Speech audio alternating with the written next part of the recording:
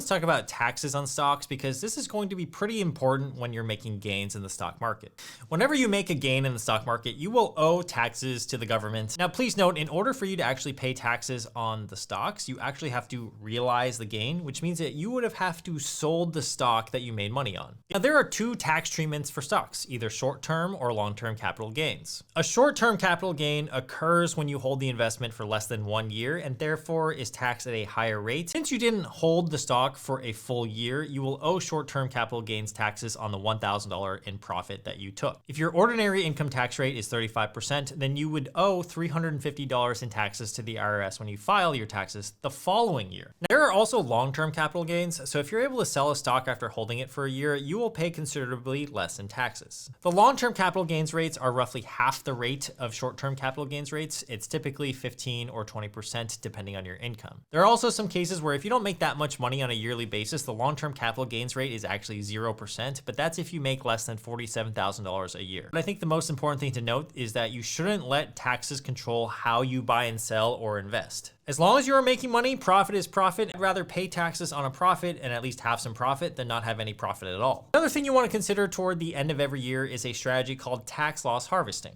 That's where you sell some positions you might have at a loss in order to offset any gains that you might have incurred throughout the year. Okay, so a new example, let's say you take $10,000 in profit in the markets over the course of this year, but you have one pesky stock position. That $4,000 loss of GameStop, if realized, so if you sold it and you actually lost $4,000, you can offset the taxable gain of $10,000 by that corresponding amount. That way you reduce the amount of taxes you pay because now your yearly taxable gain is now only listed at $6,000 total dollars. Now, one way to avoid taxes altogether when buying and selling stocks is by investing through a Roth IRA, which we already talked about earlier in this video.